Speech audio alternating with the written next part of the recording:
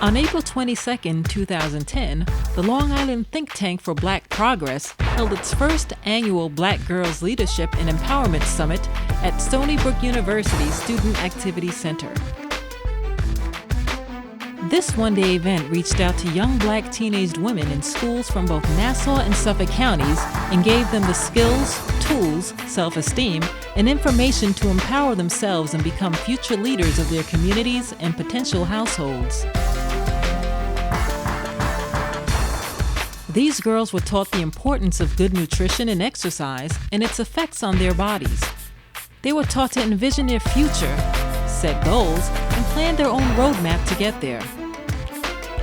They were also taught self-worth, explored who they are, identified problems in their communities, and came up with solutions to fix them.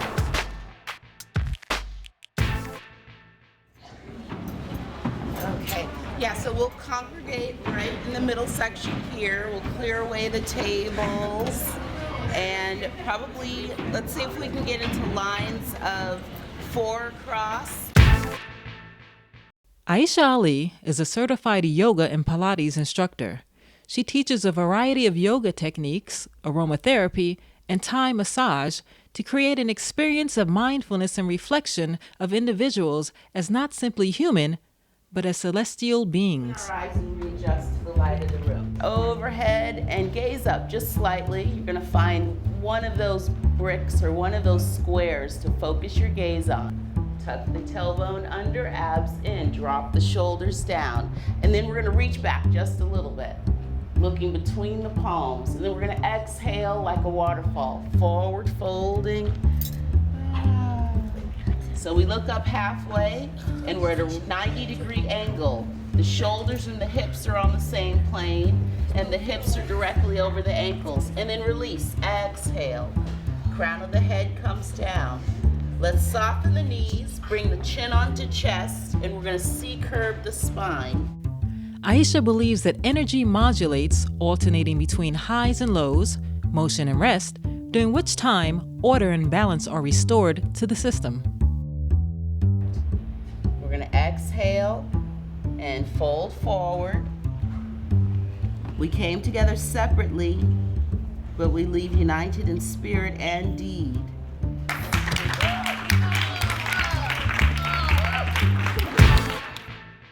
Dr. Sunrise S. Smith is a school psychologist.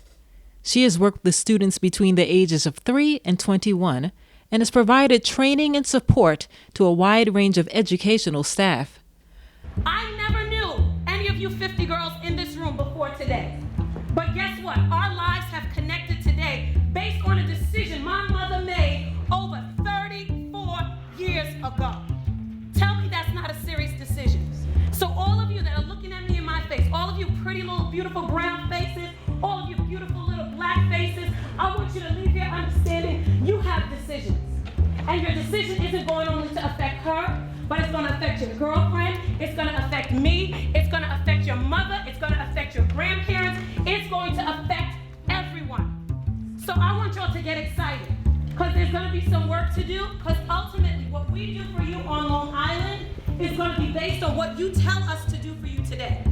So what you think you need as a young Black girl, open up your mouth today and tell us what you need.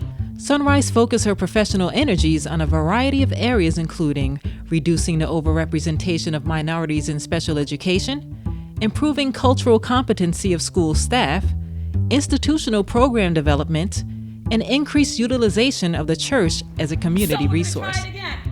Say, I am the future of Black girls on Long Island. Now this time, I want you to say it like you actually mean it. I want you to say it like you actually mean it. Because you have to believe it first before it can actually happen. We're going to try it again. Say, I am the future of Black girls on Long Island. Yes, say it. I am the future of Black girls on Long Island. I felt that one. Good stuff. Say it. I'm the future of Black girls on Long Island. Felt that one. Y'all are getting better. Come on. You, arms folded. I'm the future of Black girls on Long Island. Hey! That's what you have to say it before you become it. So ultimately, today, You make the decision of what you become. We're gonna give you the information. We're also gonna take the information from you. Dr. Sandra Lewis is a professor of psychology and the director of African American Studies at Montclair State University. Welcome. It is so good to see this energy in you, to claim that you are the future of Black girls on Long Island, because you are. And that's why we're all here today with you. How do we solve these problems for Black girls on Long Island? She is actively involved with addressing the needs of women, children, and families affected by HIV nationally and internationally. Our group said that you can't really be Black, it's just a name. And when people discriminate against you, you have to prove them wrong. Being Black is not like a life sentence. You're still people, and some people think being Black, some Black girls don't respect their body, but we all do. On Long Island, most people are Caucasian, there's more Caucasians than Blacks.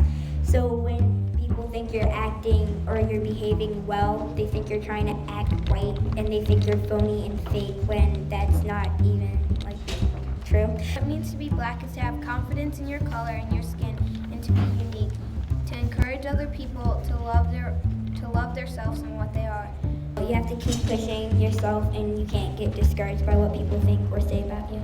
Now, what we'd like you to do is to write down one thing you said that you thought was a real problem, that's really what's causing this girl's problem, and then what you thought was the solution to that thing that you believe is causing her problem. One problem that Shanice had was that she didn't know, no one talked to her about her problems. And the solution was that her friends and family, talked about her problems with her. The problem that we think that Jada is having is that her friend joined the game.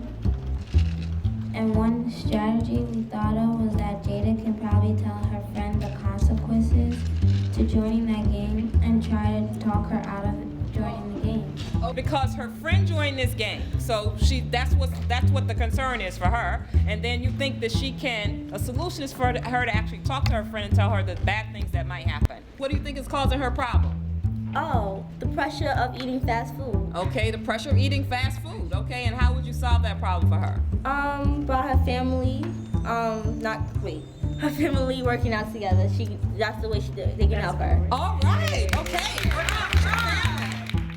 The role of culture in health, mental health, and well-being, particularly among Black women, is one of her primary interests. Jen Johns is an MPH health and nutrition consultant. She is passionate about childhood obesity prevention, nutrition education, and personal empowerment. Let me know if you remember the song. Ba-da-ba-ba-ba. I love it. This is what you're loving.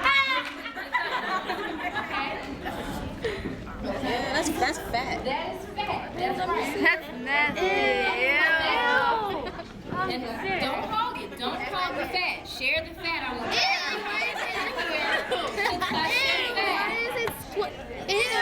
Ms. Johns has more than 10 years' experience educating African American communities and youth and families about the importance of healthy eating and active living. On Long Island. I will try. To treat my body. As precious. As it deserves to be treated. On Long Island. I will try. To eat fresh fruits.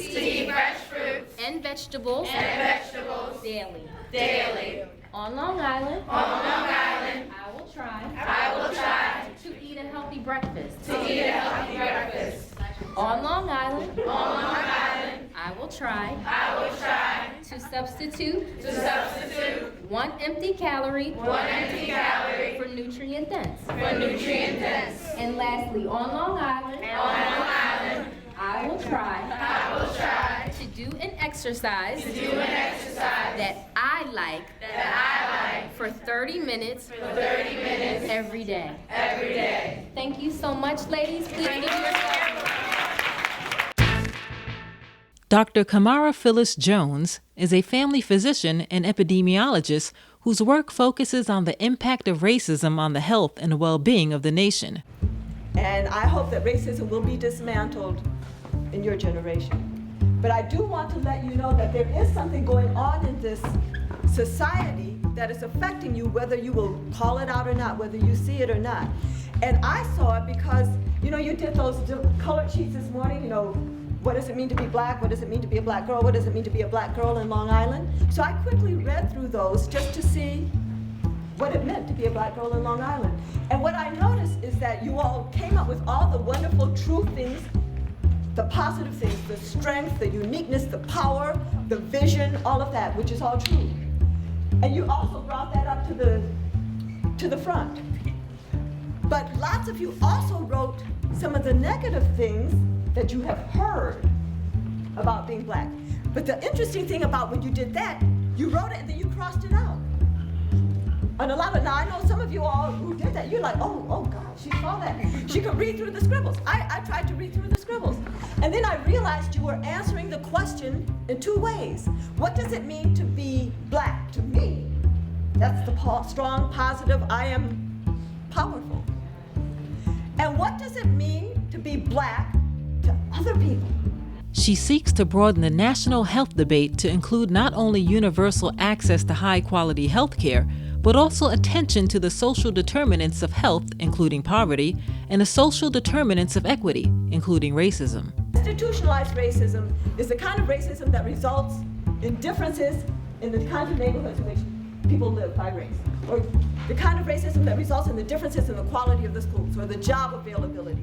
This is the kind of racism that doesn't require somebody to do something to somebody else personally, but it often shows up as inherited disadvantage. We're on this conveyor belt. Well, what if you look up and you see you're going toward racism and you say, I don't want to go there? Well, maybe the first thing you look up and you say, it says racism, but I don't want to see it. So you close your eyes and you just keep on living your life on the conveyor belt with your eyes closed. That's sort of denial of racism. Or maybe you look up and you see it's racism and then you decide to turn around. You're still going in the same direction, just backward. That's kind of, I'm colorblind. But what if you look up and you see that you're going toward racism and you say, I don't want to go there? So what you have to do is turn around, the belt's still moving this way, and you have to start walking backwards on this conveyor belt. And actually, you have to start walking at least as fast as the belt is moving that way, just to stay in the same place. That is, you have to become actively anti-racist, because if you're not actively anti-racist, you're going in the direction of racism. Now, what happens if you're walking backward on a crowded conveyor belt? You're going to be bumping into people, right? And they're going to be saying, hey, buddy, watch out. Where are you going? Here is your opportunity now to say to that person, look, do you see that we're going to racism? Do you want to go there? That's naming racism to other people. And that person might say, oh, just get out of my way, because they don't care. They don't mind, just keep going in racism. So you're walking backwards, but you're bumping into other people. And you know, maybe not everybody you bump into will want to turn around and walk with you, but one or two will. So now you have 2 or 3 people walking backwards on this conveyor belt. You keep bumping into people, and you keep naming racism, and you get more and more. You'll never get 50% of people to turn around on this conveyor belt, but you will get more. Now, what are you doing? You're walking backwards to not go that direction, but you're also walking faster because you're trying to get into the motor of the conveyor belt. And now when you get to this motor, you're trying to say, well, how is racism operating here? So here you are now, you and your friends, trying to say, how is racism operating here? You try this part of the machine, and maybe it works for a while, but it's a smart machine, so it goes, and it starts working again. But you keep in touch with people all around this machine trying to take it apart. And I believe that we can dismantle this system and put in its place a new system where all of us can know our full potential and develop to our full potential. I want you to know that you will always have to strive to be excellent. Sometimes you might feel like you have to be even more excellent than other people just to get in the same place. Sometimes you'll feel like you're playing in a basketball game where there's a bad ref that loves the other team. But what do? Do you stop playing the game? No, you don't stop playing the game. You just have to be that much better. And so sometimes you'll feel like that. And that's racism. Sometimes you might feel like people aren't recognizing all of your beauty, but you have to know your beauty. You have to know your strength. You have to know your power. And so I guess I want to close with like 3 affirmations. So here are the affirmations. To know your power, you should say, I am powerful. I am powerful. I am powerful. I am powerful. And every time you see that sign, care, that international organization has adopted that slogan, I am powerful, and you see it with pictures of women from all over the world. Every time you see that slogan, know that that's you too. I am powerful. That's the first thing. The second thing is to know your full humanity. And so I guess the affirmation there would be, I will not fit in your box. I will not fit in your box. I will not fit in your box. I will not fit in your box. And the third is to know that you are on the shoulders of others, to respect the history that's gone before, and to know that you are part of that history and that you need to stand tall. And the affirmation there is, I will stand tall. I will stand tall. I will stand tall. And I thank you. I thank you for listening to me. Her allegories on race and racism illuminate topics that are otherwise difficult for many Americans to understand or discuss.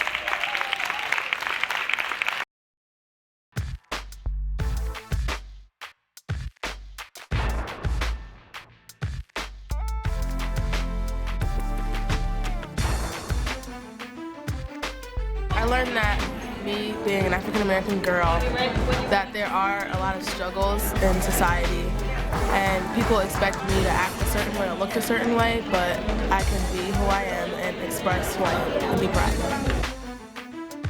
This place was a big inspiration. Now I can go back to my mom and tell her what I've learned and she'll be really proud of me.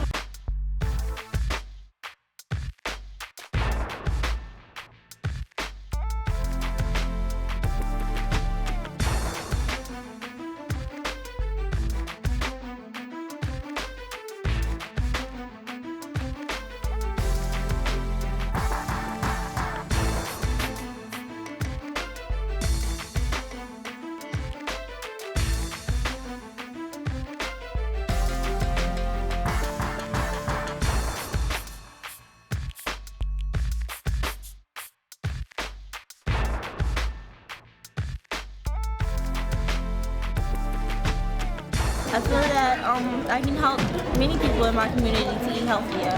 Many people in my family as well.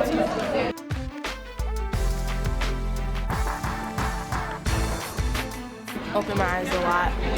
When I didn't really think that, I thought that because I am African American that the opportunities wouldn't be as much as a Caucasian or Hispanic person would have, but I know now that I'm equal to everyone else and the opportunities are there. I like to do it because I had a few mentors when I was in high school and junior high that really helped me to push me in the right direction of where to go. She said, like, we are the black girls from the future. That really touched me and everything. And she's an inspiration as well. I'd like to get to know her more and everything.